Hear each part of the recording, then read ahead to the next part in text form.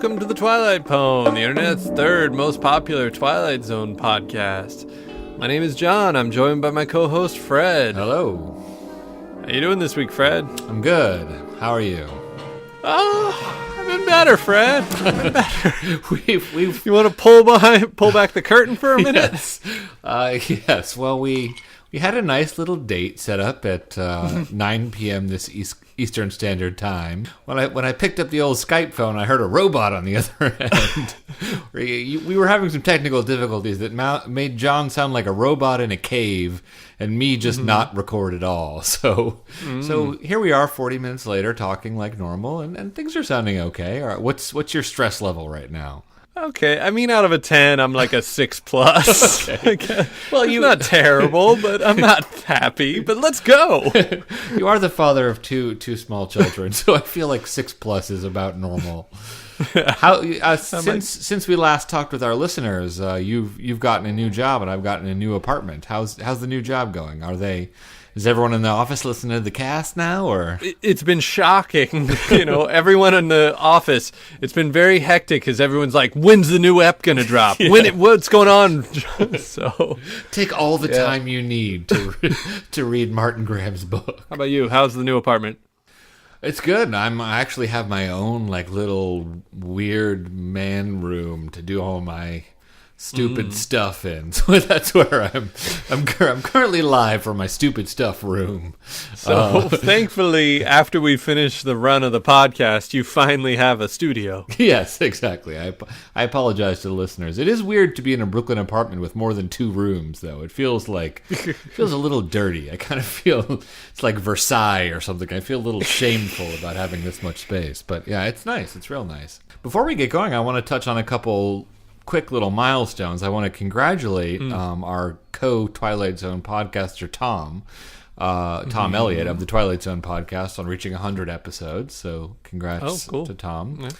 I think he's still on the first season somehow because he's slow and steady wins the race. He believes in bonus content the way we never did. Yeah, we never really believed in giving extra. But yeah, congratulations. We were those kids who slid by with the gentleman's C. Yes, exactly. But yeah, congratulations to Tom. So check out that. It's called the Twilight Zone podcast if you're not familiar. And my brother started a podcast. I wanted to give it a little shout out. It's a Bay Area history podcast, and it's just about the history of the Bay Area. And I did a little bit of piano music, so if listeners are craving more jingles, check out a Bay Area history podcast. But that's not what we're talking about today. Today we're talking about something that's vaguely Twilight Zone related. We've kind of vaguely. Okay, it has every prop from the Twilight Zone and every. There would be no Twilight Zone. Every episode of the Twilight Zone would be an R-Town production without this particular film. Yeah, it would just be Rod Serling standing in an empty room. This is a movie, and John, tell us what movie we're gonna talk about today. You're being so coy. People don't have the episode title when they do. It's the tradition. There are these people who somehow can download the episode without looking at the title. Just because of that, I'm going to tag it as mystery episode. Okay, fair enough. There you go. Okay. This week we will be discussing Forbidden Planet. This is a film that was originally released on March 15th, 1956. While Rod Serling did not provide an introduction to this episode, there was some schmo who did. Yes. So I figured I'll go ahead and just use this. That maybe gives you a teeny tiny basic idea of what the movie's about. In the final decade of the 21st century, men and women in rocket ships landed on the moon. By 2200 AD, they had reached the other planets of our solar system. Almost at once, there followed the discovery of hyperdrive, through which the speed of light was first attained and later greatly surpassed. And so at last, mankind began the conquest and colonization of deep space. United Planets cruiser C-57D. Now more than a year out from Earth base on a special mission to the planetary system of the great main sequence star, Altair. There you go. Twilight a little Zone. teaser. Yeah. I like how wrong they were about the moon landing, but right they were about women not being on the moon until much, much later. It was probably 5 years later we landed on the 15 years later. It was about 15. It was true. Yeah. But yeah, it was all men. Anyway, so we wrote our own. Well, just to dwell for a second, because why not make this last long? I do think that it is interesting when old sci-fi is kind of off on things, and it is weird that they kind of thought the moon was that far off because it was really pretty close. But I guess that that might have been hard to tell in 1955 because it really took the damn Ruskies to make us want to go there, Well, I get it's interesting that it was so far off as far as getting to the moon, but then they thought, well, once we hit the moon, within a decade or two, we'll get to all the planets, and then we're gonna get a hyper. It's well, you're kind of wrong, but then you were kind of pessimistic, but then you were way optimistic. And you're kind of wrong both times. Yeah. It kind of is based off an image of the solar system as Pluto is just a little farther than the moon. It's just 30 or 40 miles past the moon. Good times. Well, we wrote our own random schmo style intros. Who wants to go first? I don't even remember what we did last time. If you want to go. Okay, I'll go. Pretty straightforward. Yeah. Here we go. We are far, far into the future, and humanity has reached a new phase of enlightenment. Yet all astronauts are still 30-something American white guys with crew cuts and slab faces. And tonight we find ourselves with just such a crew of Caucasian slab faces as they touch ground on a planet that has been tagged on Facebook as totally forbidden. Why, you may ask, is the planet forbidden? Is it the alcoholic super-intelligent robot so powerful it can almost swivel its neck 18 degrees? Is it the mad scientist with a secret laboratory who definitely has nothing to hide? Or is it perhaps the sexy lady with the weird name, who's so curious about the strange thing that you call love? Whatever it is, it involves roughly 800 hours of weird beeping sounds, Freud, and a whole lot of gray jumpsuits. It's the Forbidden Planet. Cool. I do mine. Yes. that is what happens next. I don't know. It's do I have to kind of fluff your ego a little? Do I gotta beg you? Can we just not pretend that I like that and say what I was gonna say? All right, just go. Picture an alien race known as the Krell, with an intelligence as far above us as us above the ant, with limitless powers and unimaginable abilities. You'll have to keep imagining because they're all dead. Imagine a force of unspeakable evil with the power to wipe out an entire colony of space travelers and disappear without a trace. You'll have to imagine pretty hard because it's invisible. How about this? Imagine a hard-drinking tin can with a laser blast wit and an ass that won't quit. Imagine no more, ladies and gentlemen. Meet my good friend and on-again, off-again sponsor, Robby the Robot. Nice. I haven't really thought that much about Robbie's ass. Exactly. What does it look like? He's got kind of a flat ass, I would say. It's a little bit of an oversell, but it rhymed. True. Fair enough. It was honestly, that was something. It was the first thing that came to my head. I was like, well, that's not appropriate. Let me think of something else, and nothing else really fit. Yep. And then I spent the next 6 hours trying to fix my microphone, and then all of a sudden it was time to record. Anyway, this is an episode of The Forbidden Planet. This is a movie called The Forbidden Planet, and if you want to avoid spoilers, which we are going to be definitely dishing out left and right, check it out ahead of time. You can rent it on Netflix. That's where I went to watch My Forbidden Planet. But what about you, John? Did you get the DVD from your local library? Is that what happened? You can get both the DVD and the Blu-ray from your local library if you happen to live in Allegheny County. I highly recommend it. It looks great in Blu-ray. That is where 90% of our listenership is. At your office. Anyway, so check it out. You've been warned on spoilers. It opens with a credit sequence. Well, actually, it opens with a kind of a cool overhead shot of a UFO type ship flying through space, and then we get a credit sequence with a really kind of cool 50s sci-fi font. I like the font of the credits a lot. Well, here's the thing. If it were the font that they'd used in the Twilight Zone, didn't we see, like... Wasn't there, like, some demo or something of the Twilight Zone where they had this kind of 50s sci-fi... Yeah. Like, if they'd used it in the Twilight Zone, it wouldn't have worked. But as, like, I'm going to put my flag down as this is a classic of 50s sci-fi, perfect font. Yeah, it's like a kind of classic, like, half pompous, half schlocky 50s sci-fi. Like, this pretty much is, like, in the middle of that Venn diagram. So yeah, we get a lot of names and actors and directors and things like that, and we get a very kind of cool introducing credit for introducing Robby the Robot. That definitely got my hackles up. Did you like that one? I thought it was cool. I mean, let's be real. He'd done some, like, bit parts in student films. Right, sure. And a few stag films he'd rather not remember. But this was, like, his first real A picture. Yeah, exactly. What I kind of liked it is, like, the same kind of credit that they give, like, a 5-year-old who's in a movie for the first time. Introducing Jonathan Taylor Thomas. Yeah, and there's kind of, like, a real, I don't know... hope and expectation behind that. Like, get ready, America. Yeah. This is going to be your new fave. Yeah. Get ready to love. Anyway, yeah, so the credit sequence kind of winds down, and we got our sort of random schmo sci-fi voiceover about, like, it's the future and men and women are on the moon and it's great. And then we cut to the inside of this UFO that we've been seeing zipping around. And it's like a United Federation of Planets, like some sort of futuristic space UN type thing. And the space UN is a bunch of white guys in spacesuits. And they're looking at a prop that was used a lot in the Twilight Zone. Was that your first reaction? Oh, like, oh my God! Like, yeah, it actually was, but I feel like I'm a little rusty. If we'd watched this like 6 months ago, I think I would have been razor sharp, but I was like, I think that's from Hocus Pocus and Frisbee. I'm not sure. Let's just assume, maybe. It's definitely on Third from the Sun. Like when they're going to the planet that is Earth.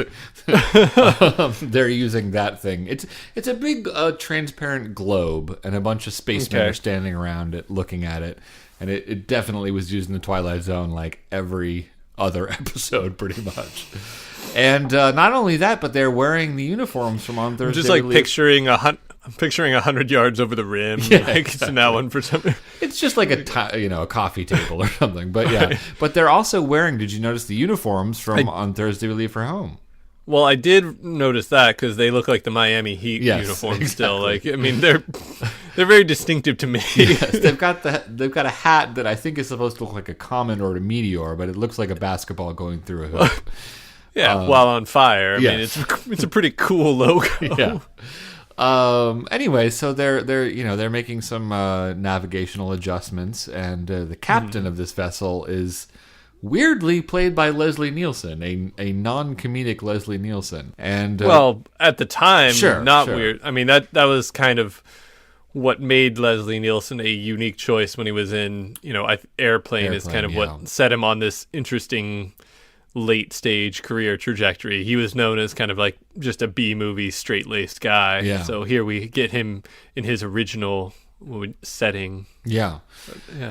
He's just being a straight white astronaut. And they're... Can I sidebar for just a brief second about Leslie Nielsen? Have you ever heard the stories about him, in his later career on set? If you talk or read interviews of people who've worked with Leslie Nielsen in, post-Airplane, Naked Gun, through those movies, he was apparently kind of known for... He became a funny, wacky guy, and he had a little device like you get at Spencer's Gifts where you press a button and it makes a fart sound, and he would do it all the time on set. And he loved it. And like he loved to try and ruin scenes by like casually hitting the fart button. It's wonderful to picture. I mean, at that stage, it's like your grandpa who's just like ruining movies because he's trying to get people to laugh. Like an electronic fart device. It's like your grandpa, but instead of ruining like a dinner party, he's ruining a movie that he's being paid like $600,000 to be in. Yeah. So for any scene you watch, audience, with Leslie Nielsen in this movie, just picture him like casually hitting the fart button because he desperately wanted to. He just hadn't been unshackled yet. Yeah, exactly. Well, I can imagine that like a fart machine in the 50s would have been a slightly bulky affair. Well, that would have been like super high tech. They didn't have. It's basically like a giant like turntable that just has a fart sound on loop that he has to wheel around and like. Yeah, maybe that's the issue. Like Leslie Nielsen just physically couldn't do it quite yet. You know. Exactly. But anyway, he's the captain of this futuristic UFO, and it's time to go into hyperspace or hyperdrive or something like that. And so they go into these like sort of freezy chambers, and we get a lot more spacey sound effects, and I don't know. It looks exactly like they're beaming down to the planet. That was my main takeaway from this sequence. Yeah, it was like the first real instance of beam me up, but it went very, very slowly. Yeah, it was like a 30 to 40 second long beam me up, which I mean, might be more realistic, but yeah, it's weird because like the special effects of this movie are definitely very well done for the time, but like. Very clearly, the people who made the movie know that. And they're just kind of like, hey guys, I'm going to riff. Yeah. It's like the guitarist who's, classically trained but can still shred, and he's going to let you know. Yeah, exactly. And also, I mean, we'll probably cover this a couple different times, but this movie has no actual music throughout most of it. It just has these kind of like, eerie mechanical spacey effects and like. Would you like a sample? Sure, let's hear it.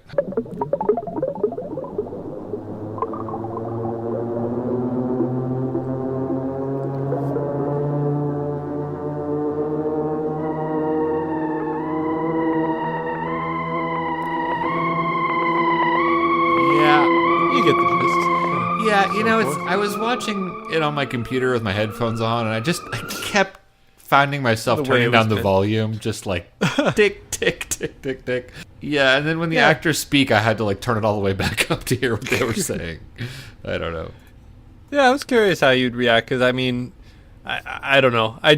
I associate you with a more sophisticated listening palate than I, so I wondered if you'd be like, yes, this calls to mind this or that. Oh, it's very, very cutting edge. And, for the 50s, like having a purely electronic score that's not just like, I don't know, like a normal score played with a theremin to seem weird. Yeah. Like it is actually pretty odd for the time.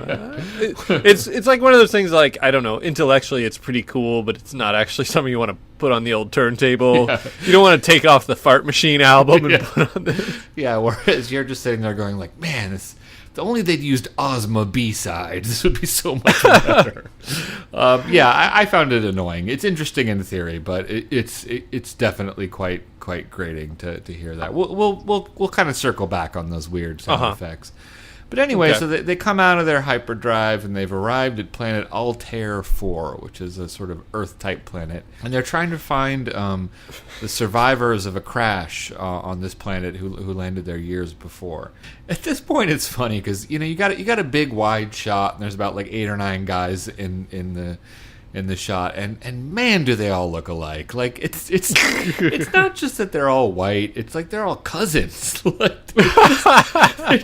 Well, that was part of space travel, Fred. Yeah, it's like they just cloned one dude. It made it much easier. Yeah, do you know what I mean? Like, this whole movie, I'm just like, you got Leslie Nielsen and a bunch of other guys. I guess that's fair. It's like, I mean, in my head, it's, as far as the crew, there's basically like 4 people. There's 3 normal guys, and then there's the drunk cook. Yeah, there's 3 guys who look kind of alike, and the drunk cook, the comic relief. And then there's a lot of other guys running around in the background that, I don't know. But even that's being kind of generous, because you can only tell the cook apart because he's got an apron on. Like, that's the main difference. That's character, Fred. Yes. Also, I mean, it should be pointed out that pretty much everybody on screen in this sort of like, gray white guy tableau has been in the Twilight Zone. Like this opening shot of all of them standing around talking is just like a casting call for the TZ. You got Earl Holliman from Where Is Everybody? You got the guy who had the tequila with the lump of sugar. It's just But another thing that I think will come up. Let's give some credit. Yes. There is some very good framing and use of like the very wide screen. If you're a Mystery Science Theater fan, perhaps, if you've watched like a lot of crappy 40s and 50s, 60s sci-fi, like this is clearly a prestige picture. Like, Yeah. I don't know. The shots are very well composed. So anyway, they're orbiting Altair, and they get some kind of radio signal. It's another white guy on the line. He's one of the crash survivors. Sorry. His name is Dr. I originally wrote down Dr. Morpheus, but it turns out later to have been Morbius? Morbius, Right, with a B. okay. It's like a combination of Morpheus and Mobius, basically. And he doesn't want their help. They're there to rescue him and the other survivors, but he doesn't want it. And I gotta say, I mean, we use this as the intro clip. This is like, it's a 60-year-old movie, however long. That's a cool setup already. Like, you know, they're on this deep space mission. They're gonna rescue this guy. The guy picks up and he's basically like, "No, go away." And they're like, "Well, we're gonna come over." He's like, "Well, I'm not gonna guarantee your safety. I don't think you should come down here." Like, that's No, I think it's really good. The problem, at least from my perspective, is that like that's at least 23 episodes of Star Trek: The Next Generation, right there. Okay. Like that's pretty much like this movie. You know, Gene Roddenberry actually. You know, we'll discuss this later, but he, you know, considered this movie a huge inspiration for Star Trek, and certainly like this idea. Okay, well, for someone who's like not as well versed in the Trek realm, it's, you know. Yeah, no, I obviously it's very groundbreaking. It's just it's hard because like for me this kind of registered as like, okay, business as usual. Got it. Okay. So yeah, so they land and they the gray Boy Scouts get out of the gray UFO and they start scoping the planet. It's sort of it's like a desert planet with a green sky. And I think it was maybe right before they landed or right after. Like, one of the guys says, "Lord sure makes some beautiful worlds." I kind of took that as like, it's okay, 50s America, you can enjoy this. We're acknowledging God created all of this spacecraft. Exactly. Yeah, it's like, don't worry, this is still under the sanction of God. Yeah, Judeo-Christian ethics still apply even on Altair 4. Don't worry, it's okay. Yeah. We're still in Jesus's jurisdiction here, so you can enjoy this. You can send your kids to this movie. But yeah, anyway, so they're on this interesting sort of deserty planet, and the first thing that's interesting that they see is a kind of Tasmanian devil dust storm type thing approaching, and like everything else in this movie, it makes an annoying space noise, and it approaches really quickly, and guess who's driving this weird space thing, John? It's none other than Robby. Them Duke boys done it again.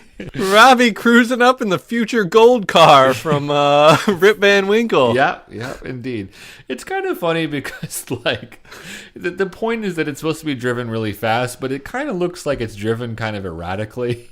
Like, you kind of get the feeling. I think that's pretty accurate. Yeah, Robby wasn't passing any breathalyzers that day. Yeah, it's Robby the Robot, and he pulls up and he says hi to the nice spaceman. Do we well, it kind of would have been amazing. Do we have a clip, Fred? This is like, if I'm gonna get one clip from this. Yeah, it's gonna be Robby's first thing. Here we go. Welcome to Altair 4, gentlemen. I am to transport you to the residence. If you do not speak English, I am at your disposal with 187 other languages along with their various dialects and subtongues. Colloquial English will do fine, thank you. This is no offense, but you are a robot, aren't you? That is correct, sir. For your convenience, I am monitored to respond to the name Robby. Nice climate you have here. High oxygen content. I rarely use it myself, sir. It promotes rust. Hey, Doc, is it a male or a female?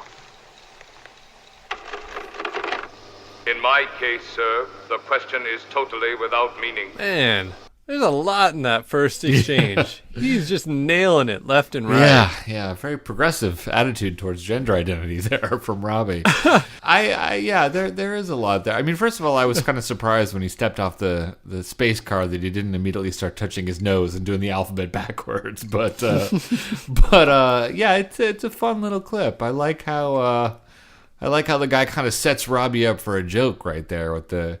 It's kind of a strange little opening line to be like, hey, nice atmosphere, unless you know the robot's going to come back with it promotes rust.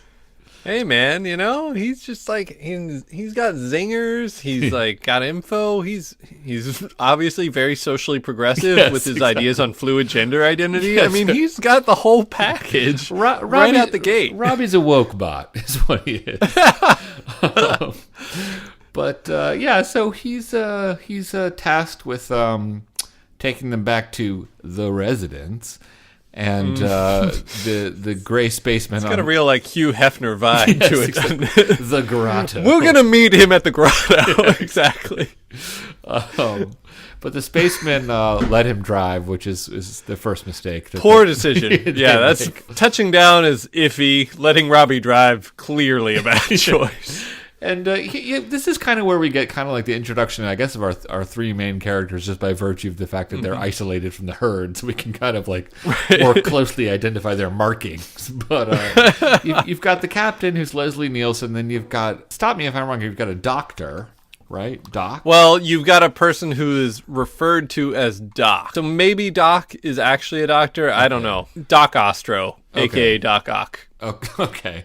And then we've got the other guy who's Lieutenant Jerry or Commander Corporal Jerry. Yeah. Everyone just calls him Jerry. Yeah, he's like the hot young buck who I guess is supposed to be like young and hot and fresh faced, but he looks like a year younger than the rest of them. They all look like 20 to 50. Right. Yeah, you get the strong impression he's the young guy, but there's like no visual marker to indicate that. But yeah, anyway, so they arrive at this kind of cool looking 60s house with a statue of a fish in front of it. And I mean, it's not unlike the split level that I currently reside in. Let's be but yeah, it's a very kind of like 60s ranch house is what it is. Right. And they walk in to greet Dr. Morbius, who's like a cool like 60s looking mad scientist dude who's got kind of like a pantsuit on. He's got like a matching pants and a shirt and like a cool mustache. And Morbius is, he's an elevated gentleman, and he says hello and he offers them lunch, which ends up being served by Robby, who's apparently not only just an alky, but he's got like an oven, and he's got a replicator in his stomach or whatever it is. It made me think of what is that episode? The 4th season, very boring, but they could make ham sandwiches. Oh yeah, in the Valley of the Shadow. Valley of the Shadow, yeah. Valley of the Shadow, yeah. I was kind of like, okay. Did they like steal ideas too, not just props? Cool. Well, the concept of like a food replicator is like a very like a classic science fiction thing. It's not normally like in a robot's gut, but like. In a weird way, they're kind of foreshadowing the concept of like replicating organic matter. Yeah. And then they have that kind of weird, I guess, foreshadowing that I'm not sure pays off all that well of the rather dangerous, ridiculously oversized garbage disposal. Yeah, well, basically what we get is like Dr. Morbius, obviously like these astronauts have landed on this planet looking for the survivors of this crash. They're expecting to find like a ragtag group of people, kind of like on Thursday we leave for home. But what they find is this, this kind of like swank playboy in like a nice split level with like a cool robot serving them lunch, which is obviously not what they're expecting. He's like, you guys want to play some foosball or what? I also have air hockey too, but the table's being repaired. So it's kind of, that's what the dissonance they're playing with, and Dr. Morbius is showing them all this cool stuff he has in his house, his swank pad, and he's got his food replicating robot, he's got like his nice pad, but he also has this weird like trash compactor, which is a giant laser beam that like you throw stuff into, and it's huge though. Like if you're it's like a closet. Like you open a very large walk-in closet that just like disintegrates anything immediately. Yeah, it's weird. Like, I mean, my first thought was like, what if you're like roughhousing with the kids? Like, right. But then am I crazy? Like, because I've watched this movie twice, and I guess I just was like forgetting, because the first time I watched it was like a year ago or a couple years ago. I don't remember. And I was like, ooh, foreshadowing of course, that. Like killer closet. Did they ever use the killer closet? No, it really very much looks like somebody giving you a tour of a house where later an action scene happens. Like, it has to involve the like huge destructive closet. Yeah, like, of course. Yeah, it's like getting a house tour from Chekhov, and he's like, "Take a look at this gun hanging over my mantle." And it is the most clearly telegraphed Chekhov's like evaporating closet I've ever seen, and they don't really actually use it. I know. They must have just like cut it out or something, because it's like that. Why would they go to all that trouble to show you? One thing that does pay off later, which we should mention, is that they have this bit about Robby not being able to kill. Was that happening? Yeah. Here? Okay. Yeah. Well, but he drags it out for maximum drama. Like rather weirdly, as a poor social host. Yeah. He's kind of like, hey, check this, and he gives Robby a gun and points it at Leslie Nielsen's like, kill the bra. But then Robby won't do it. Yeah. Which is the way he explains that Robby doesn't kill humans. Right. Or there's better ways. Yeah. Yeah. There's less rude ways. I mean, if you're going to like elucidate Asimov's principles of robots, there are better ways to go about it. Yeah, I think it's polite to have the robot point the gun at you. That just seems... Yeah. It's like you hand a knife to somebody handle first, I guess Morbius has been alone for 20 years, so like... Even though he puts on a good show, maybe some of his social graces are wanting, but... I think we need to write Ann Landers about this bit of killer robot decorum. But yeah, Robby, like, he can't shoot a sentient being, and so, like, when the doc orders Robby to shoot Leslie Nielsen, Robby's circuits just go all animated and wacky, and he can't do it. Do Robby's legs design really make a lot of sense? Well, Robby's legs are kind of like, they're like three spheres stacked on top of each other. Is that right, basically? Yeah, it's the classic stack of jelly beans configuration that was made famous by Buckminster Fuller.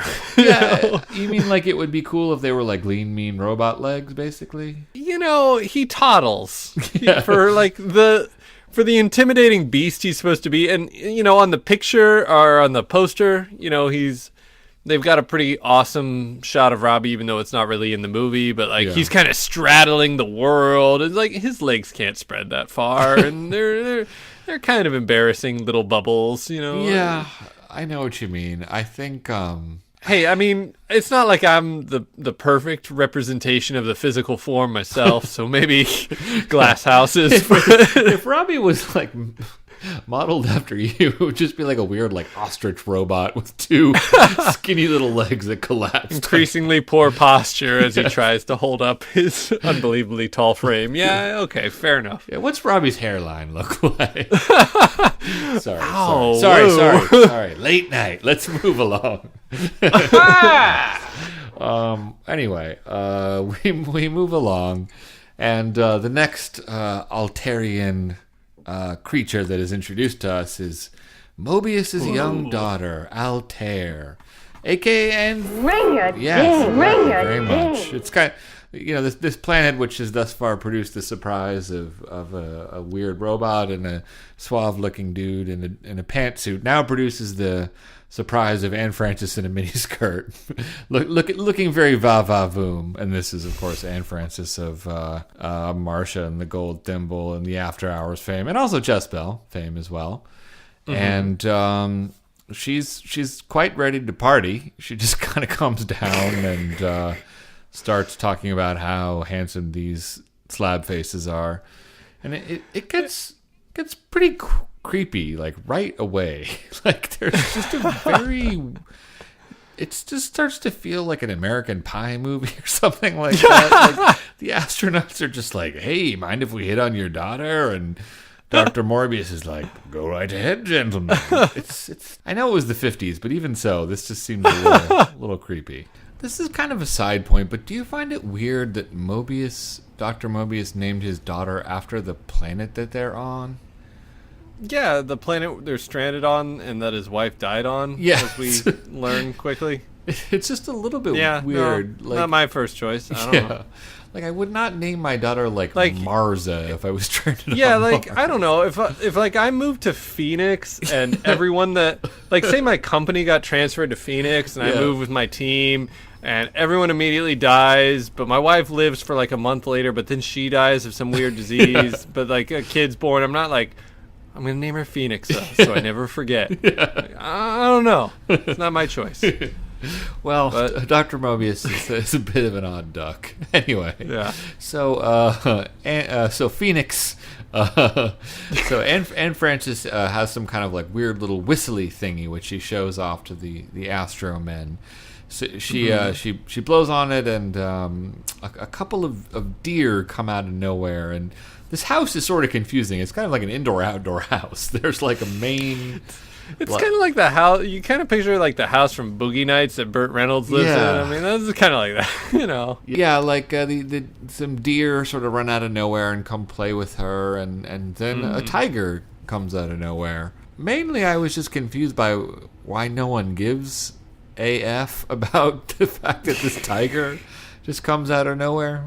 People don't. Well, I seem think to. they like express like a 50s level of concern. They're kind of like, but then like she can tame it, so they're like, Yeah, right. vaguely She's- surprised. Yeah, you know, she's like, tamed by a tiger, but nobody's like, oh, why is there a freaking tiger on this planet? But whatever.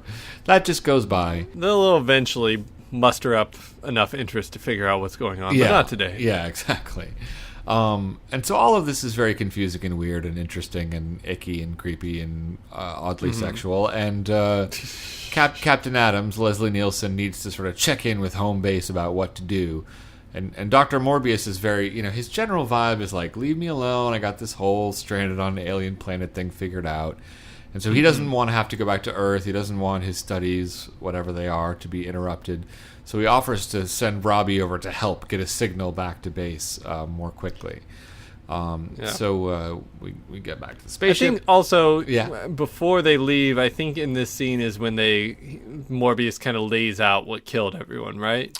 Dr. Morbius, just what were the symptoms of all those other deaths? The unnatural ones, I mean. The symptoms were striking, Commander. One by one, in spite of every safeguard, my co-workers were torn literally limb from limb. By what? By some devilish thing that never once showed itself. And the Bellerophon? Vaporized as the 3 remaining survivors tried to take her off. And yet, in all these 19 years, you personally have never again been bothered by this planetary force. Only in nightmares of those times. And yet, always in my mind, I seem to feel the creature is lurking somewhere close at hand, sly and irresistible, and only waiting to be reinvoked for murder. So yeah, again, we're kind of building the weird mystery. Yeah, exactly. It's kind of funny how they're like, what was the condition? Well, it ripped people from limb to limb. It's, like, it's an odd disease, but yes. Yes, exactly. Yeah, it's we probably should have gone over that earlier, but the reason why he's alone is because all of his colleagues on this crash ship were afflicted with a virus that tears off your limbs. So yeah, that's covered in that whole conversation, and but they're going to check back with Earth to find out what to do next. And Robbie's going to help out. So we cut back to the spaceship. A night passes, and the next day they're working on this signal thing. Robbie's kind of showing off, a little brag ass. He's carrying around a bunch of big lead sheets with one arm. He's like, I'll drop these off, and then which way to the weight room? Yeah, he's Like, definitely got. I'm gonna like get in my. I've done my chest and arms. I need to do some leg stuff. Every day is a leg day for Robbie. Yeah, but he's sort of showing off, and they're talking about space stuff. And then a couple things are sort of happening off in the margins of this scene. The first thing is that, which one of the white spacemen is this? This is Jerry, I want to say. Okay, yeah. This is the guy who's horn dogging on Anne Francis. Is that right? Yeah, that's Jerry. Okay, that's Jerry. Okay, so horn dog Jerry is kind of like managed to sneak away from the spaceship with Anne Francis in tow. And he's trying out the old on my planet we kiss routine. Which is kind of weird because it's like, presumably Anne Francis, I mean, she's a human. Sure, she was born on Altair, but she's like read books and she knows like what kissing is, right? We don't fully know like what Morbius has exposed her to or not. Like, I think we can pretty well understand that like the crew died a long time ago. So I don't know. I mean, but this is one of those scenes where like I wanted to capture clips, but it really doesn't convey well with just the audio. It's like the joke of the scene is like, she's like, "Oh, tell me more of this Earth thing called kissing," and they kiss, and she's like, "I don't get it. That doesn't do anything for me." He was like, "Oh yeah, let me show you." He's like, "No, why does anyone? That's not that hot." I feel like the scene is just kind of icky. Like, I don't know. Anyway, I feel like she's like a strong enough woman and like feminist creature in this particular scene. Like, there are ones that are much more uncomfortable. Yeah, I guess, I don't know. It's just like the date rapey astronaut kind of bothers me. It's like, isn't this guy supposed to be like well trained or something? Like, I like to think that like Buzz Aldrin isn't stepping off the moon trying to score some moon chicks. You know what I mean? Oh my God, Fred! If there were moon chicks on the, no way. I don't care if those dudes are married or whatever. Are you kidding me? That's why they would went have up gone there. for it immediately. Yeah. All right, fair enough. So that's happening. Then off in kind of like another sort of cutaway from the other subplot. Yeah, exactly. The other cheap comic relief subplot. The cook character, who we know is a cook because people call him Cookie, and he's always got an apron on. He's off trying to score some drank off Robby. This might be too long. I just wanted to get every Robby line of dialogue I could. So here we go. Can I be of service, sir? Look, never mind the sir, mister, but I'm a stranger in this so-called planet. I was just wondering if you could tell me where I could get a hold of some of the real stuff. Pardon me, sir. Stuff? Oh, genuine ancient rocket bourbon. See here? Hey! Well, you low-living contraption, I ought to take a can opener to you. Quiet, please. I am analyzing. Hey-oh. Yes, relatively simple alcohol molecules with traces of fusel oil. Would 60 gallons be sufficient? Gallons? Which is interesting that you can actually trace on film the moment that Robby's problems all started. Yes, exactly.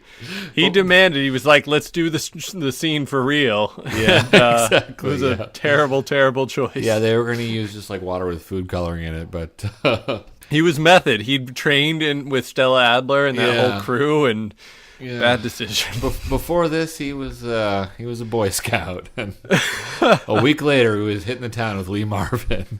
Exactly. Yeah. Anyway, so Robby's gonna whip up some hooch for the cook, and meanwhile, back in the other subplot again, Leslie Nielsen catches the date rapey lieutenant and sends him packing. So we cut away from the space sexual politics. Alta's talking to her dad, Dr. Morpheus, and what's happening here? Like, she's trying to get like a dress made, and Robby comes off. Well, then Robby comes in, and let's just shift gears from our twitchiness, because Robby hits us with like an all-time great line. Yeah.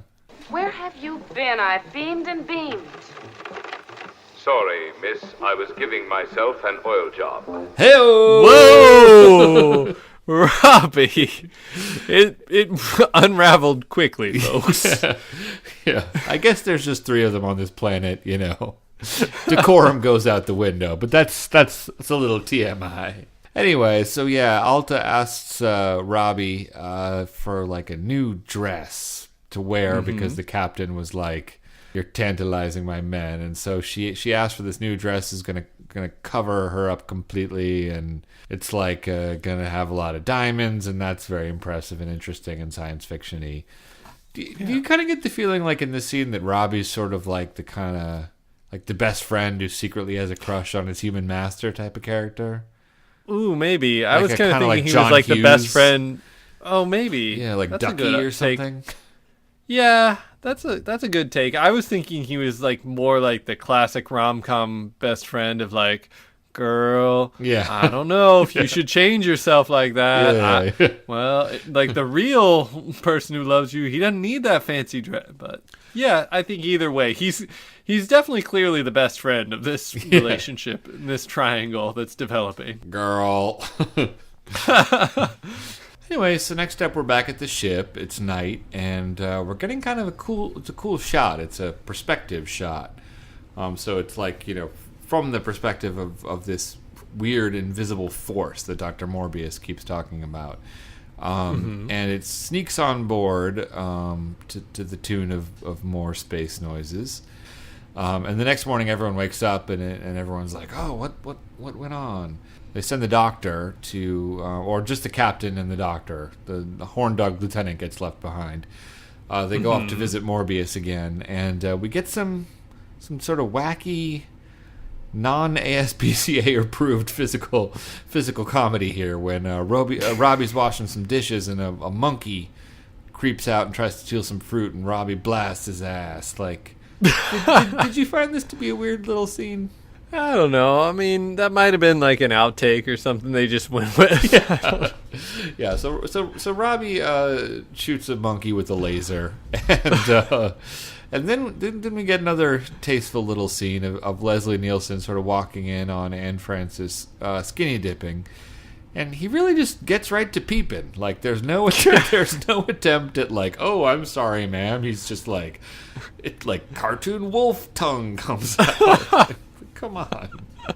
This is another American Pie scene that somehow found its way into a 50s sci-fi movie. So he sets up the webcam so the rest of the senior class can see. It's just really ridiculous. But anyway, there's a whole lot of kind of goofy double entendres here, and Captain Nielsen can't help himself, and he goes in for the kill, and they kiss, and this time Anne Francis is feeling some stimulation, so to speak. But then in the middle of that, the tiger who we saw before, who was supposed to be so tame, is about to jump and kill. Captain Leslie Nielsen shoots the tiger in mid leap, which is just a classic move on a first date. It's like, first you go in for the kiss, then you blow up her pet with a laser. That's just like the way to a girl's heart. Well, you're framing it poorly, Fred. Okay. I think if you were like on a date and you killed a tiger to save the lady, that's a pretty good move. Yeah, when but you if make the- it like, but oh, if her the- beloved pet. Yeah, you're being negative. Okay.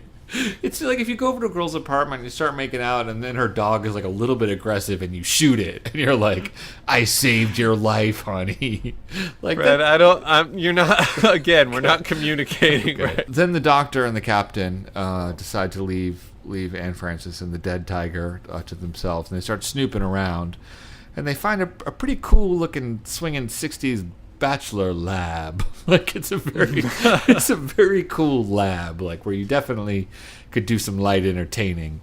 And they find some Goodwill Hunting equations on the wall and written on the table in a strange language. But Morbius walks in and catches him red-handed, and he decides to come clean, and he delivers some backstory about this so-called Forbidden Planet. In times long past, this planet was the home of a mighty and noble race of beings, which called themselves the Krell.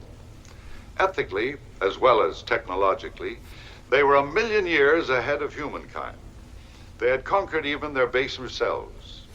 And when in the course of eons they had abolished sickness and insanity and crime and all injustice, they turned, still with high benevolence, outward toward space. Long before the dawn of man's history, they had walked our Earth and brought back many biological specimens. I see. That explains the tiger and the deer. The heights they had reached.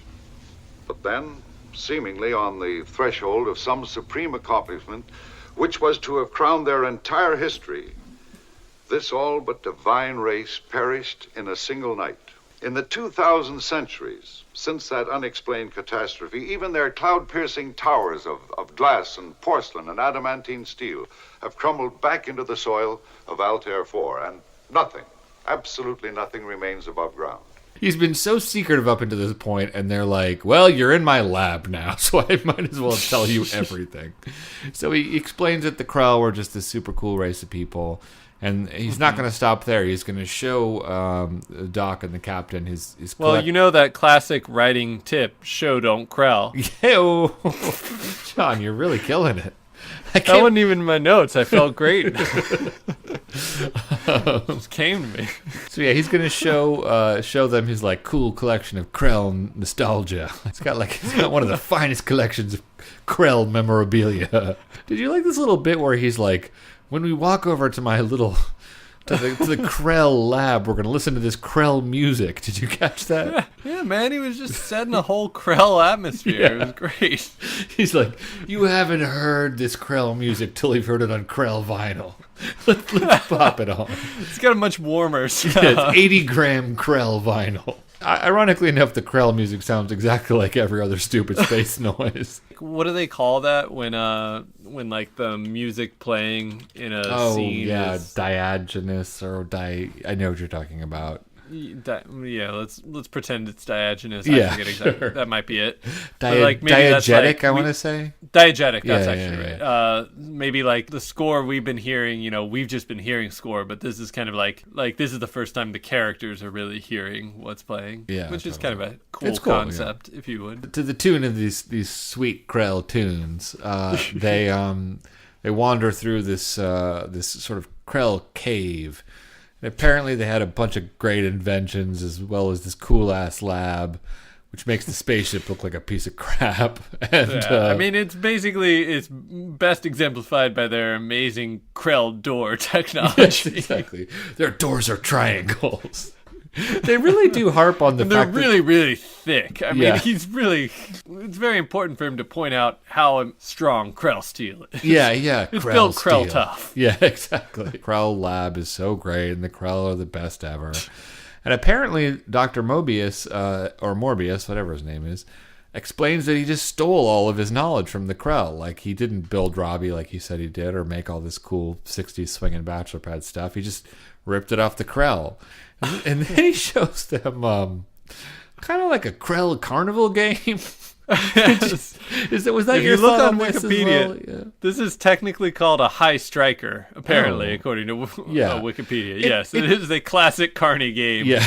It's like the thing of like you hit a thing and it like if you can make it ring a bell, you're like super strong or something. But Right. The uber sophisticated Dr. Morbius invites Leslie Nielsen to a little dick measuring contest exactly. with who's got the bigger brain. yeah, it really is quite silly. He's like, they're so advanced. Their Carney technology is light years ahead of ours. It's like a big tube, and if you're really smart, this like weird pod goes up pretty high in the tube. And if you're not smart, it's kind of low in the tube. That's pretty much where we're at. And so so Dr. Morbius ever so slyly kind of like, just puts it on just to show them. It's just like, I mean, I'm considered a hunk of man under this rigging, but whatever. I don't know it's what kind you of like a guy who's really good at pool, just kind of like showing you his table, and then he just kind of casually hits a couple balls around, Anyway, so he puts it on, and the pod goes up pretty high, and Leslie Nielsen and the doc put it on. Ostro. And it doesn't go up too high, so there you go. But then they've also got this weird like sort of machine 3D printer type thing which the doctor shows can like if you think really hard you can generate like a physical object. So he generates his 3D print of his daughter in a mini skirt. Yeah, you'd hope that you imagine your own offspring in like more conservative dress, but Yeah, whatever. exactly. At this point we've kind of crossed that barrier, so we're just rolling with it. Yeah, I don't know. The Krell BS just goes on for a long, long time here. Like it's after he shows them the carnival game. They get on some cool Krell shuttle. Then he's got like the Krell ring toss, and like there's all these crappy Krell prizes that they're not really worth that much, but like Leslie Nielsen really wants to impress Doc Ostro, so he's got to win one. Krell funnel cake, which is Krell fried Oreos. Right. I think what they're showing off is their special. There's a little effects. over Krell, is what you're yes, saying. Yes, exactly. Krell, the pun gift that keeps on giving. They get on this Krell shuttle, which takes like a Krell monorail or a monokrell, if you will. And then and there's like I do actually have this clip. It's got like a weird Willy Wonka vibe to it. Yeah. How often the Krell technicians have ridden in this little vehicle. What now, Dr. Morbius? Prepare your minds for a new scale of physical scientific values, gentlemen. Just feel like he's ready to start quoting from Dianetics in a second there. Either Ready that to or really like he's meant blow to their hand them mind. like an iPod or something like that. It's a little bit like an Apple commercial. Apparently the Krell built this like giant underground machine that's like the biggest, coolest thing ever that does something that's I incredibly mean, it's cool. 20 miles square, Fred. It's got to be the best thing ever imaginable in human experience. It's pretty neat from a visual perspective, but just watching it, I'm just kind of like, we have big stuff on Earth. Like, I don't know. We can build big crap too. The Krell aren't so great. Little Krell envy. You know your like little pod wouldn't go too high, Fred, don't you? Yeah, You're just feeling a little exactly. jealous right now. My pod would barely get off the ground, much like our pod, John. But anyway, back at the ship, the spacemen who are left behind are testing some kind of cool electrified fence thingy. But in the middle of this security precaution, the alky cook sneaks outside of the fence in order to pick up the shipment from Robby, and boy did he come through. I can't remember. I read a whole book on Prohibition. I had I could have made a really great Prohibition joke, but Robby remember. comes through Anyway. with like a bootlegger's ransom of little bottles of whiskey. Yeah, I have to he's say, got the stash. Yeah, it's good that the cook wasn't like addicted to heroin or something, because like he'd be dead in a few hours if that was the case. But he's got like a crap ton of liquor. But in the middle of this little interplay between the cook and Robby, like Robbie's like something is coming or something. And then we cut back to the fence, and a big invisible thing hits it and gets electrified. And the spacemen are kind of erroneously thinking that everything's okay, but we see some footsteps slowly approaching the ship. I thought this was a pretty cool special effect. The invisible footsteps. footprints and like crumpling the steel of the spaceship as it's climbing up. Like it's pretty cool. Oh yeah, I mean, I think for the time, like even now that probably Even would now be how that'd be they like do a good it, effect. yeah. They could have done it now. I think they'd blow it because they go CGI and it'd look kind of lame. But if Yeah. they'd done this in like mid to late 90s, it'd probably look better. But I don't know. It looks good. I think No, it's it looks good. effect. It's a good ominous shot, and it turns out that a chief character who was very dear to our heart was completely obliterated by the invisible monster. Couldn't believe they took out Chief like that. I know, man. Chief. Could be any of us. Could be any of us identical white spacemen. They're talking about it the next morning, and they've made a plaster cast of the invisible monster's foot. And it looks kind of goofy. Like they obviously took its footprint based on the footprints in the sand, but it looks sort of like a cartoon dinosaur foot. You know what I mean? This wasn't the best use of their time. Yeah. Okay, fair enough. And they're trying to like figure out what happened, and we get the cook in, and he's interrogated, and he gets a talking to about getting plastered with Robby. This is really where it all A began. lot of people are going to get that talk. Like, Yes. hey, you give Robby a little bit of room because he's a bad influence. We've all tried to blame Robby, but at this point, it's fool me once. Yeah. So the next scene, Dr. Morbius arrives, and he kind of gives them the whole, like, if you stay here, it's going to get worse. And it's sort of like one of those, is he threatening us or warning us type of situations. And they decide they're going to stay and fight this invisible monster, and they get some cool laser guns out to test him. And I thought the laser guns were pretty cool. Did you like the laser guns? I mean, they weren't my fave. John, I've did seen you a lot of like the laser guns? I liked the laser guns. Okay. They were okay. Let's move on. So it's night, and they got these cool laser guns just in time, apparently, because the radar is picking up something coming in pretty fast and pretty big, and they shoot it without asking questions at all. But they keep shooting it. What question? They killed Chief. They killed beloved Chief. What questions do you have to ask, Fred? Fair. Chief. So yeah, they shoot the invisible thing to no effect, and eventually it comes closer and it hits the fence, and this is maybe one of the special effects that like it could have lingered on a little bit less in the movie, you know? Yeah. It's like an animated ape, sort of. Yeah, I mean, it's kind of like the lightning gremlin from Gremlins 2, the new batch, which we discussed extensively in the Twilight Zone, the movie discussion. Yes, that is. I mean, it's certainly the best way to describe it. But I don't know. No, that's fair. That's what it looks like. It's a little goofy. Yeah. It looks cool when it's actually like killing people and knocking them around, but it just it looks a little too much like a cartoon. Yeah, I mean, it is a cartoon. It was animated. It is, but it's not the most special of the special effects. Yes. You know. And this animated sort of ape gremlin thing kills a couple minor characters, and while they fire on it to no effect. I will say the dudes holding the guns, like shooting back at it, I definitely felt like the director just didn't tell them what to do, because they're just kind of like holding up the guns and kind of like half-heartedly moving their hands around. Like, I think, it's not unlike Ewan McGregor in the prequels when they just had him in front of a green screen for the entire shoot. Yeah. They're like, don't worry, it's going to look great, you know? Yeah. So for some reason the monster just gives up in the middle of all this and it disappears. And back at the house, Alta is waking up from a nightmare and explaining it to Dr. Morbius. And everybody's discussing the situation, and the two astronauts decide back at the ship to kind of like go over there and do something very tough and cool, which is not clear. And they're sneaking around the old 60s house, trying to get in there and do something or other. And Robby's programmed to stop them, but Anne Francis comes out and tells him to back off, to cool it for a second. So apparently, like, Anne is totally on the side of the astronauts, and so is Robby now. And Robby goes off to sort of quietly cry over the letter he's been writing to Anne Francis for the past 8 years.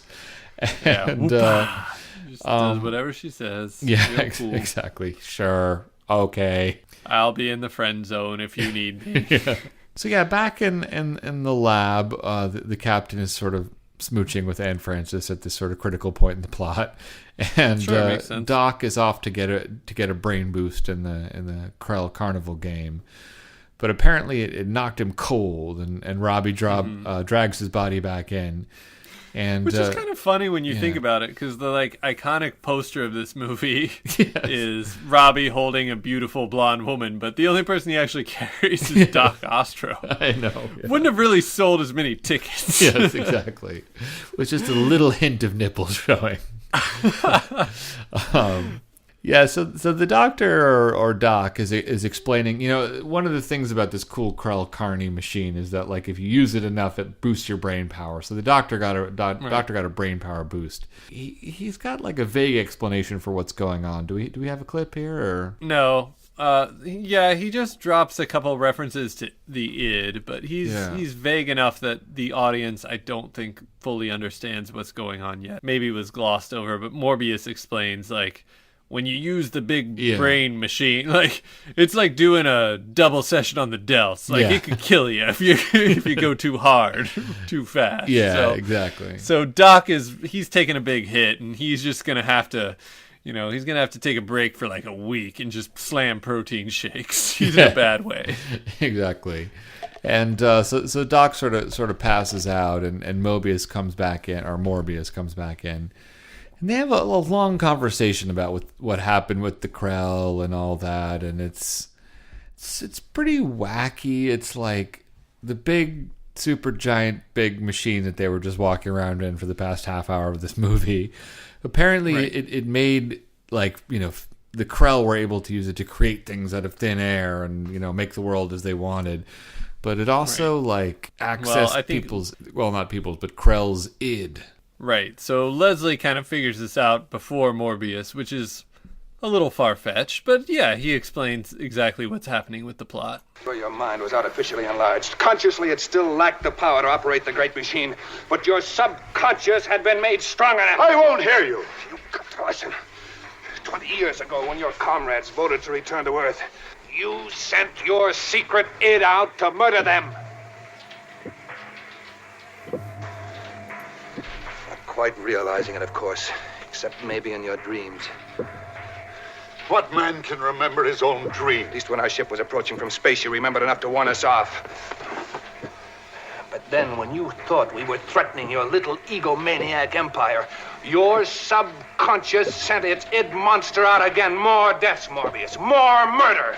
So yeah, that's what's going on. So basically, Morbius sort of inadvertently harnessed the power of this super cool Krell photocopier, which apparently creates things out of people's consciousness and also their subconsciousness, in this case their id, and so he's the one creating this weird invisible monster, and so his id apparently hates gray slab face spacemen.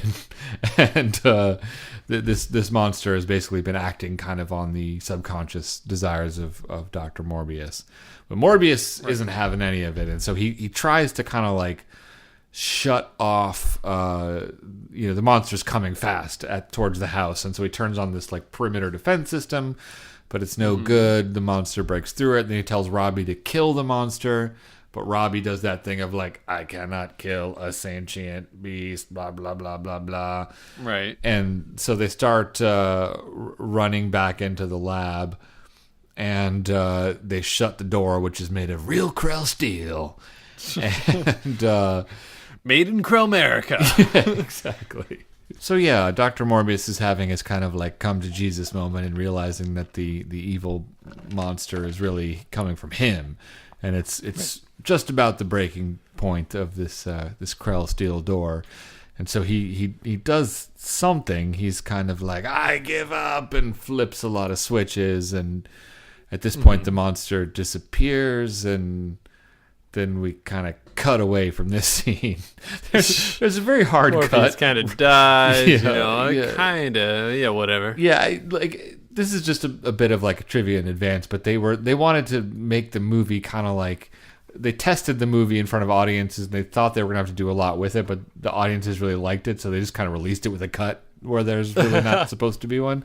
So we cut away from this scene pretty hard, and we're on the spaceship again, and back on the way to Earth, and weirdly, they're letting Robby drive. They haven't learned anything from the past. Yeah, they're gonna learn. Yeah, in time. Exactly. I wouldn't let Robby set the light speed coordinates, but anyway, they're looking at Altair 4, which apparently has been set to self destruct, and it blows up. But thankfully, Alta, aka Beba, made it off the planet. And Captain Leslie Nielsen consoles her about her father blowing up with a nice little stupid speech. And he's got listen to the speech. He's got a really, really reassuring message. Alta, about 1 million years from now, the human race will have crawled up to where the Krell stood in their great moment of triumph and tragedy.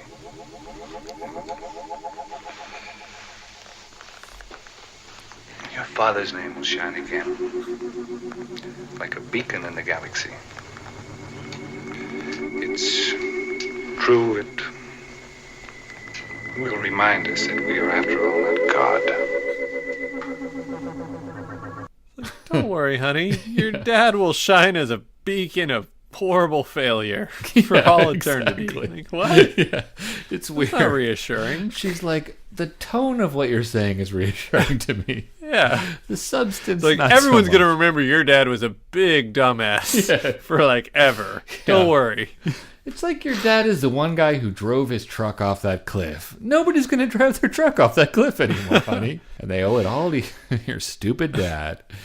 Exactly. Yeah, and that's the end of the movie. And then we get some more cool 50s credits, and we're out. Yeah. So I got to say, one of the most interesting things about this movie to me is, like, so much of it is very high-minded, or not so much of it, but a good portion of it is, like, I mean, so few sci-fi movies hinge on, like, id, you know? It's like this very sophisticated Freudian concept. But then the other half of the movie is just, like, sleazy astronauts coming on to Anne Francis, you know? It's a very weird, like, high-low dichotomy. Yeah, I mean, maybe it, like, just couldn't completely escape the trappings of the genre. Like, the whole, like, I kind of alluded to, the whole idea of, like, a space woman who...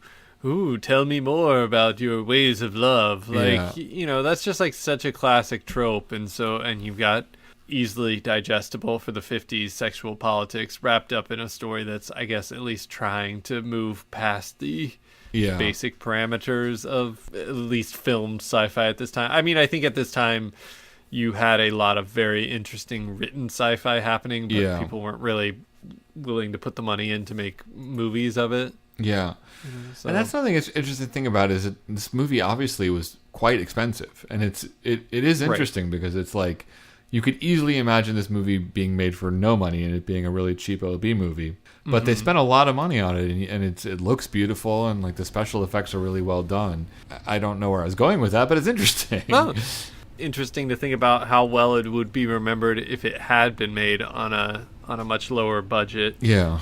I don't know. I imagine there are some like schlocky B movies that maybe do have more horsepower in the like ideas than maybe they get credit, because it's all like a couple of bland 50 guys under like with really lame schlocky special effects around it. Like this one marries a really good visual sensibility to at least an effort in places to have a little bit better or higher ideals. Yeah, totally. Ideas. It's kind of funny because I think the reason why I kind of like tripped over my own feet on that thought is that like really the essence of what I was saying is like it's so cool that they spent a lot of money on that. Like it's really no more elevated than that, but it is kind of true. Like it just in this era, there was just a lot of crap being pumped out, and sci-fi was like, it was like a redheaded stepchild genre, and well, obviously there's like Metropolis. There's like basically like 3 sci-fi movies you can point to before 2001 where people really tried. So this is one of them. Like, exactly.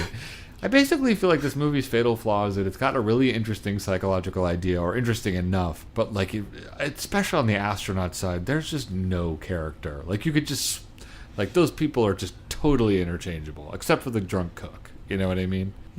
I don't know how much we're measuring it by like the expectations of the time. I don't know. I mean, I can point to like, I don't know, like there's a lot of I don't knows in this conversation. I think I could point to like crime or noir genre movies that maybe have well-developed characters, but I don't know if I can point to a lot of 50s horror or sci-fi genre that have particularly well-developed characters in them. This movie, Gene Roddenberry said that it served as an inspiration for Star Trek. You look at this and you compare it to Star Trek. It's a very similar concept of a bunch of astronauts on a ship flying around, discovering weird worlds and encountering strange people who have tigers and sexy daughters. The difference is that you've got these characters, like in the middle of it, Kirk, Spock, and McCoy, especially Kirk and Spock, who are interesting and have an interesting dichotomy, and like the way they play off the different people that they meet throughout their adventures is very memorable and like lends kind of like a 3-dimensionality to the stories. Fair. Basically, if you just put Kirk and Spock and McCoy in place of Doc, Leslie Nielsen, and Perv Jerry, you've got like you've got a Star Trek episode, and I think like Star Trek does that better because of that sense of character. Maybe it's too much. It's like step on any toes. I don't think like the Star Trek characters are like hugely well drawn. It's easy shorthand. You've basically got like the overly emotional Doc and the like overly cold, rigid Spock, and Kirk has to like wrestle between them at all times. Like that's basically the dynamic of every episode. I'm tempted to correct you, but I don't want to talk for another 3 hours. So let's just leave that there. All right, Tabs. But like, I do certainly agree that like those are at least clearly defined types, even if you might quibble with them. Versus you've got like, I don't know, Brave Commander, and then his second in command that everyone calls Doc, but I don't know if he's a doctor, and he doesn't have anything definably different than him from the captain, other than he's slightly lower in rank. Yeah, and like Jerry, who seems exactly like everyone else. I mean, like Leslie Horndogs on Anne Francis as much as he does. It's just, I guess he's slightly younger, kind of. So exactly. You're right. Like, what's the difference there? Yeah, that's a shortcoming. Is the characters are a little bit thinner. I mean, it doesn't help that they all wear gray, as a villain. Morbius as a villain is maybe more interesting, but I think like in some ways the 50s setting doesn't allow him to be quite as interesting as he is. I mean, I do think there's a whole lot of like weird Freudian stuff going on that they, it's there, but they're not going to underline too heavy because it's the times. Well, I think it's, in addition to the Twilight Zone stealing every actor and every prop from it, like, it kind of steals, like, there's a twist to it, which is a very Twilight Zone-y thing, and I think it's a cool twist. I mean, this is the first time I've watched it all the way through, and I think that, like, I'm not sure, I sort of knew it was Morbius the whole time, but wasn't quite sure how it was happening exactly. And it's a neat psychological twist where it's like he's the one affecting this evil power, but he doesn't know it, and his own worst enemy is himself, and that whole thing. It's a reasonably cool twist for a 1955 sci-fi movie, Right. So to put a pin in that whole tiger thing, and I might be totally wrong, yes. but let's get back to Tigergate. Tiger Beat. All right. So what I'm thinking is, and I might be totally wrong, but there's this whole thing about like the Krell technology lets them create stuff from their mind. Yeah. He says at some point like the Krell had these creatures, but like it's quite possible that he has created these creatures from his mind to basically like give his daughter some entertainment, etc. Right. And so like the tiger is her best friend and they play together and everything's great. But then she and Leslie are like hooking up. And if the tiger was created by Morbius's mind, then maybe it has some like remnant of the id driving it. And so the tiger sees Leslie and Anne getting it on, and like that enrages it, and that's why it attacks. That's my like deep level theory that I mean, that's the like. Why would the tiger attack otherwise? I don't know. Well, that makes sense in the context of the film. Counterpoint on your take on Tigergate. Back to you, Tucker. Why would they go out of the way to say the Krell went to Earth and took specimens of Earth animals, which is why we have them here? If that wasn't the explanation for it, you know what I mean? I mean, I think Morbius is the classic unreliable narrator. Oh, sure. This is nothing if not. A Christopher Nolan-esque investigation of Morbius's psyche. I think the point they were trying to make was the stupid cartoony 50s thing of like, no, the tiger really wanted to bang you too, Anne. Like, you know what I mean? Well, I don't even think that. I think if you want to take away that it wasn't like part of Morbius's weird id monster, and like if it's not that, then it's kind of sad, but I think all they were trying to demonstrate was how powerful the lasers were, so that it was like, wow, Robby isn't affected by the lasers at all when they try and shoot him later, or when they try and use the lasers later. When, but John, honestly, pull your head out of your egg. Wake up, John. There's a line when Captain Leslie Nielsen, like, what's your face? Anne Francis is like, I don't understand. Raja was never like that before. Or Tiger was never like that before. He's always been so tame. And Leslie Nielsen kind of smiles knowingly to himself. He's like, you really don't know? Oh, poor sweet space chick. You know what I mean? I think the implication there is like, the tiger wanted to hook up with you, which is weird. I think he was just like, I just killed a tiger with a laser. I don't know. That's how I read that. Okay. Agree to disagree. Let's hit the jingle. What we doing next? Bios and trivia. Bios and trivia. Bios and trivia. Yeah. Mark Scott, Siegfried, Mark Grams Jr., Siegfried and Grams, and IMDb. All right, so my work has left me rather occupado, so Fred was so kind to take the heavy lifting on bios and trivia this week. I did get a little bit of trivia in case you might have missed, but I'm going to defer. What do you got? Well, I got a lot here, and I know our audience is definitely eager to hear me talk more, so very, very eager to take over the reins on trivia for this episode. My first bit is that the producer, writer, special effects team of Alan Adler and Irving Bloch also ran a popular optical effects company, working on numerous classic schlock films. So their idea for this movie originally was called Fatal Planet, and it was going to be a B movie, but it got bought by MGM and they turned it into like an A movie. So in a weird way, that's kind of like, you can see the high-low dichotomy. I also just grabbed that because I thought it was an interesting concept. It's like producer, writer, and special effects guy. It's a strange combination of things. It's the classic triple threat. Yes, exactly.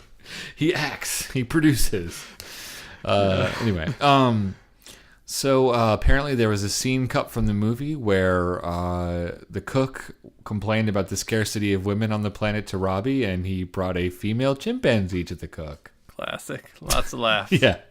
Apparently the basic storyline is based around Shakespeare's The Tempest. Yeah, I saw that too, and I would love to comment on it. I have actually read The Tempest, but it was like 10 years ago, and I can't remember any of the plot. So yeah, I know I know there's a big storm. Yeah. I didn't see a storm in this movie, so I fail to see the parallels. I mean, the robot in The Tempest is very different, but it's basically the same. So yeah, this is kind of a big trivia thing, but there was no score, no normal piano, guitar, violin type score. There was only the electronic instruments, and it was the first mainstream film to have music entirely performed by these weird electronic tape loopy type instruments. And indeed, there was a kerfluffle about it because the musicians union, objecting to this whole concept, blocked the composers, who was this couple called Lewis and Bebe Barron, from being credited as composers, because technically to be a composer you have to make music. And so they couldn't bill themselves as composers in the credits, so they were billed as the creator of the electric tonalities of the movie, which I thought is kind of a funny euphemism.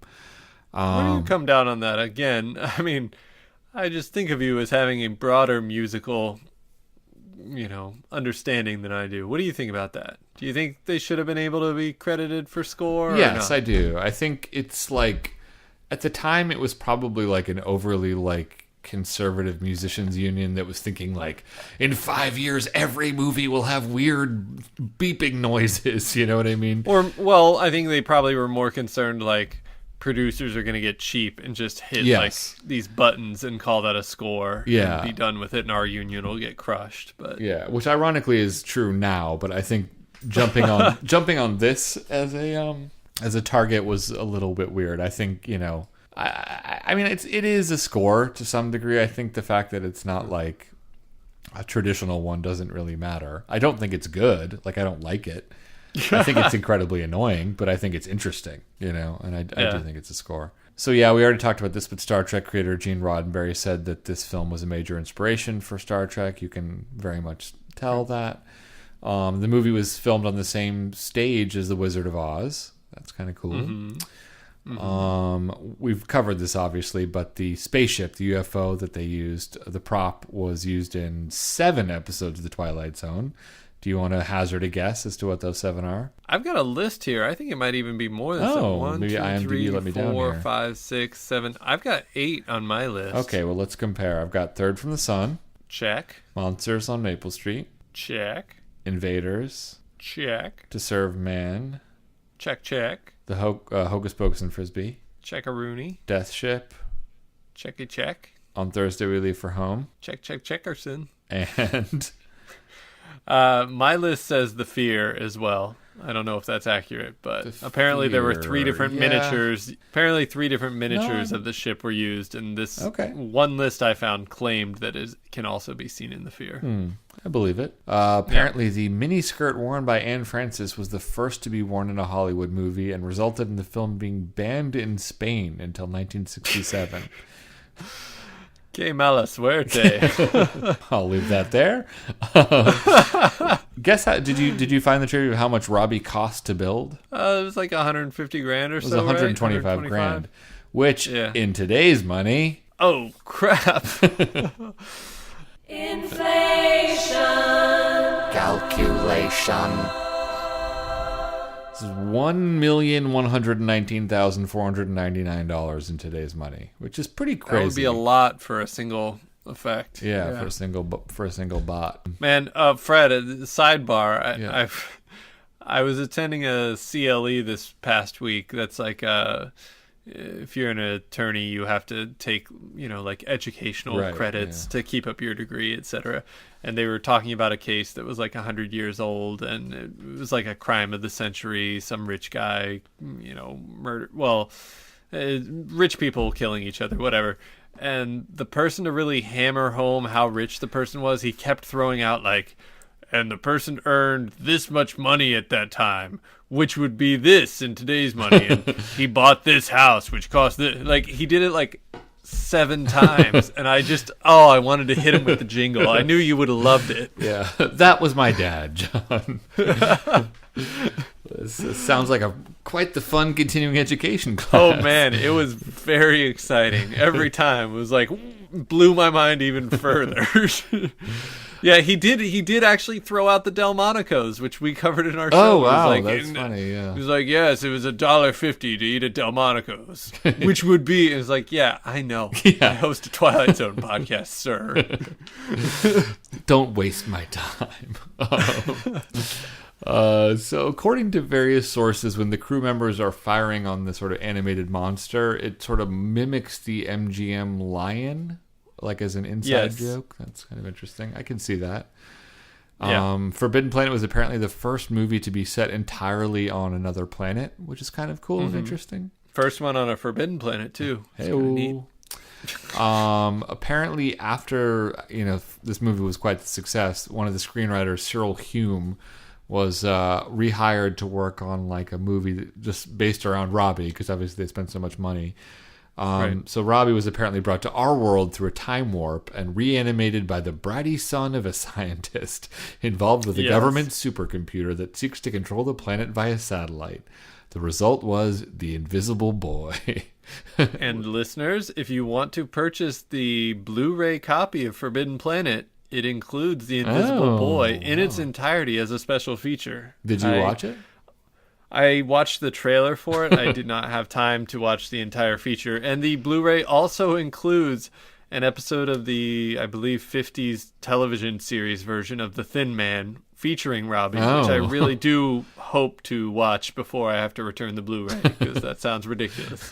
Cool. Before the library fines start to add up. Exactly. So I just figured, since I'm doing the trivia, I'm going to take a stab at your IMDb nerd voice. We got 2 items here. Let's see how I do. Here we go. Robby the Robot shows up carrying lead shielding, which he says is isotope 217, and he implies it is lighter than ordinary lead. The purported isotope lead 217 does not exist, and if it did, it would be 4% heavier than the most common and heaviest isotope of lead, atomic weight 208, not lighter. How could you say something doesn't exist, but if it did, I know how much it would weigh? I don't know. How is that? Don't sure. question them. We don't want them to come after us. Okay, item 2. Okay. The star Altair is shown as an orange-red star, eclipsed by one of its spherical planets. It is now known that Altair is white and oblate, with an equatorial diameter 14% greater than its polar diameter. Okay, there's such a thing as creative license too. Like, if they tried to make a movie with something having a 14%, whatever word you said, audiences wouldn't buy it. Yeah. This movie is completely unbelievable for that reason alone. All right, let's move along to bios. Whoa, Fred. Whoa. Well, I don't know if this maybe is covered in your bios. Do you have anything about a gentleman named Frankie Darrow? I don't know. Then I must step in. Please, because this is probably the most important bit of trivia that we could have. Okay, let's hear it. Robby the Robot was operated by diminutive stuntman Frankie Darrow, in the same way that I guess R2-D2 and Kenny Baker? Exactly, yes.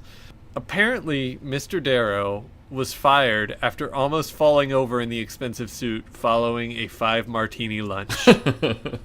Man. I mean, what hope did Robby have, honestly? Exactly. So many bad influences. The cook, the method acting, the guy operating him. You got a crazy little guy running around and him boozing it up. Yeah. He had no hope. It's like children of divorce are much more likely to get, a divorce. Okay, good stuff. Bios. Back to the human actors. Yeah. Walter Pidgeon played Dr. Morbius. He was Canadian.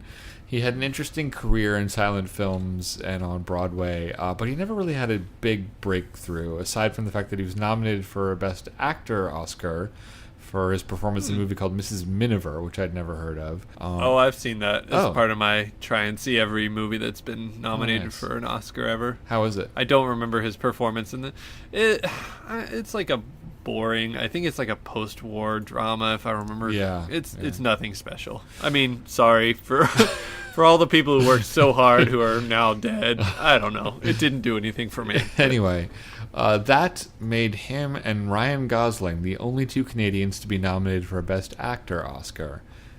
Pigeon held the distinction alone for 64 years. That's really weird when you think how many Canadian people have ended up in the entertainment industry. That's actually very surprising. That's weird because we kind of mainly know musicians and comedians. It's like I can't think of any serious Canadians.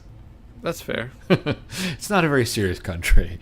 Anyway, Anne Francis played Altera Morbius. It's a good full name.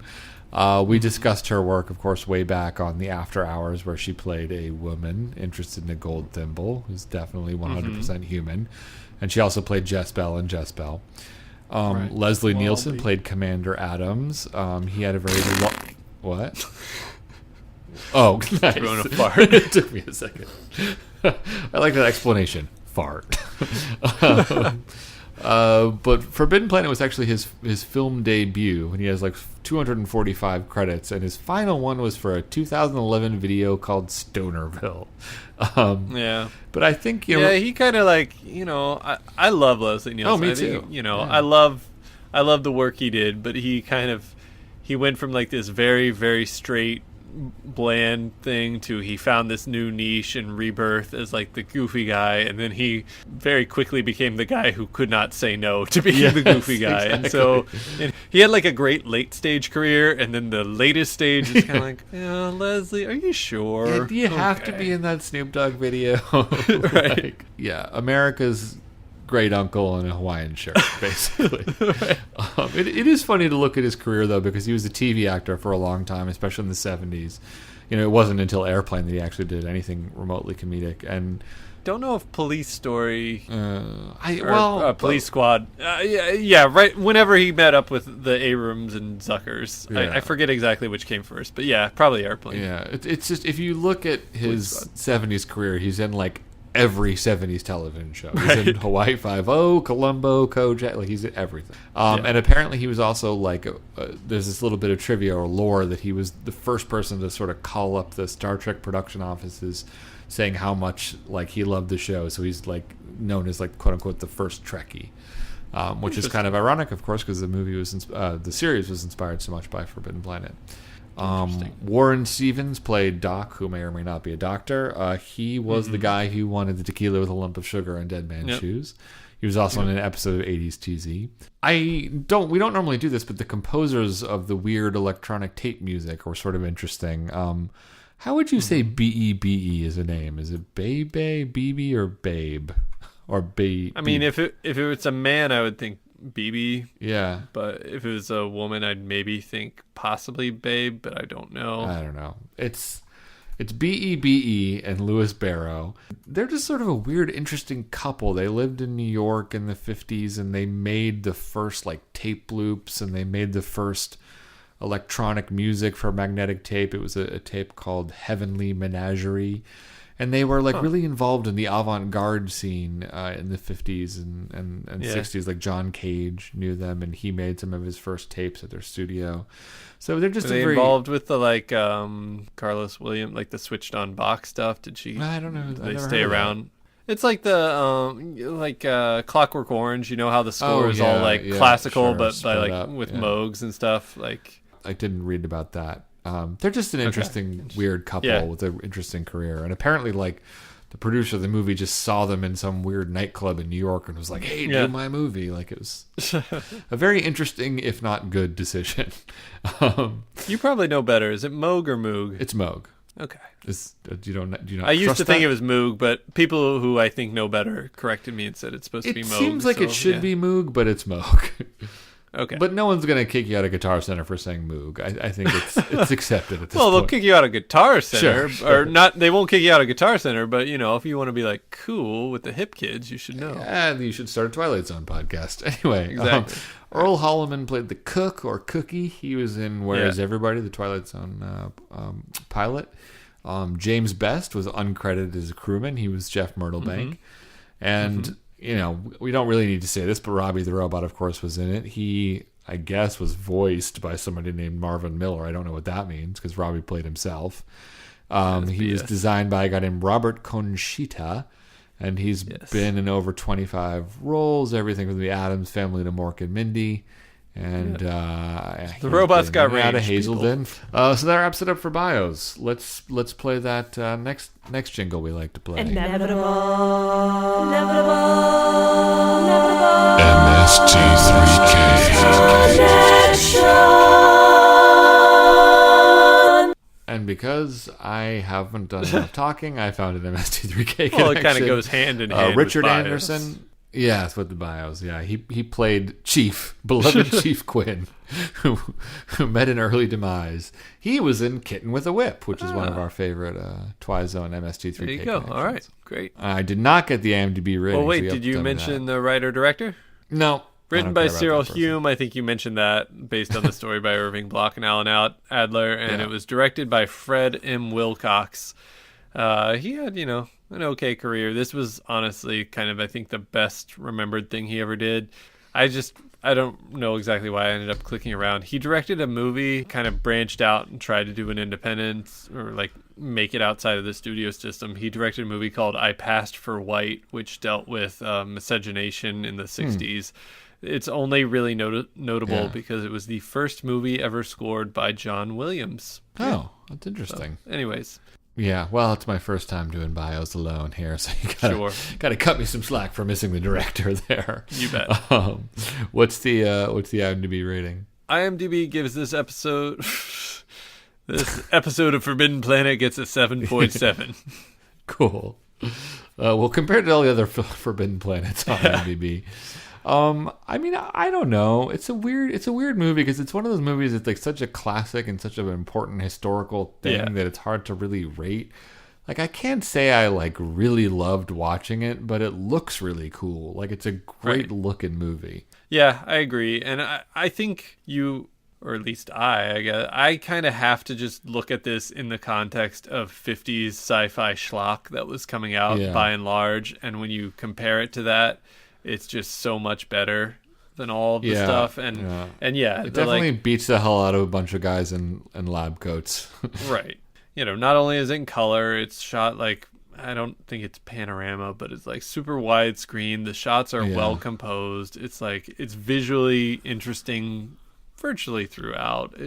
The script is good. I wouldn't say it's like fantastic, but it's good. Yeah. And the weakness is the characters, but I don't know. It's like, for the time, I would put this at like 8+ or so. It's not like my favorite movie ever, but I think it's a like very, very good example of sci-fi, and give it a little boost of the time. It's inspired so much, like, that it's almost hard to even come to it honestly anymore. You know what I mean? Because it's like, I'm like, this isn't as good as this episode of Star Trek that wouldn't have existed if this movie hadn't existed. You know what I mean? Like, like Chuck Berry just passed away recently, and like, he's a complicated guy, but he's obviously a genius, and he basically like invented like a whole strain of rock and roll. But it must just be hard to like explain that to a kid now, where you're like, playing it next to Nirvana, and it's, what I mean? It's like, that was a confusing cultural analogy. Yeah, but and like, you're like, the kid you're talking to is like a 35-year-old. Yeah, the kid is not listening to, well, some of them are. The kids still listen to Nirvana, but some of them, I know but like the average Joe kid is not. Yeah. All right. Well, anyway, I've lost my train of thought about an hour ago, but my point is mainly that it's hard to watch from a place that's like just completely pure. So for me, I guess it's like a 7. Like, I think it's, if you're judging it like on how historically interesting is it, it's like a 9 or a 10. But like, if you're trying to kind of come up with like a melange of like historical significance versus like enjoyment versus putting it in the right context, I would say 7 or 7+. There are a couple 10 or 15 minute stretches where I kind of like getting a little bored. I'm kind of like, when we're really digging deep into Krell backstory. You're like, okay, exactly, like, but they go to Krell and back, huh? There you go. You're getting into it. Yeah, okay. But took me an hour. Yeah, it might just be a little bit too much. I don't know. giving it a little bit too much bonus because of its place in the pantheon. But it's a very good example of where we were and where we're going. I don't know. Yeah. So. All right, cool. Well, that wraps it up for Forbidden Planet. Thanks so much for sticking around for the past 2.5 hours. Well, I'm sure we'll edit it down slightly from that, but yeah. We're going to be back hopefully next month with something else, maybe something a little bit shorter. Yeah, probably quite a bit shorter. Yeah, but please feel free to write in and get in touch if you want to just say hi or suggest something for us to do. There's tons of different ways you can do that. John, tell us all about them. You could send us an email at twilightpwn, pwn@gmail.com. You can get in touch with us on Twitter at twilightpwn. But if you got recommendations, it's a little bit easier for us if you could send them to the email. If you just want to say, hey, Twitter's great. You can check out our Facebook page. You could check out our website too, twilightpwn.tumblr.com, where we've got all our past episodes up there. You could, I don't know, you can check us out on iTunes. I changed my spiel slightly, and now it's completely lost on me. I don't remember any of it. Okay. I don't know. You can subscribe to us in any podcatcher app. You can subscribe to us in iTunes if you're over there. If you leave us a rating or review, we love getting those. I think we got a new one. Let me just shout out whoever we got recently, if I can. Yeah, I believe since our last episode, we got a new review by a gentleman by the name, or gentle lady, by the name of Tom Byrne. Cool. Byrne, one way or another. Thank you. Thank you very much. Appreciate it. Yeah, excellent. Yes. Cool. Well, we've talked enough, John. So yeah, I'm done with you. Yeah, well, we're done with each other. So I'll talk to you in the not too distant future. All right. Take Talk care, to you later, John. Fred. Bye. With hurry home drops on her cheek that trickle from her eye. Marie is only 6 years old. Information, please. Try to put me through to her in Memphis.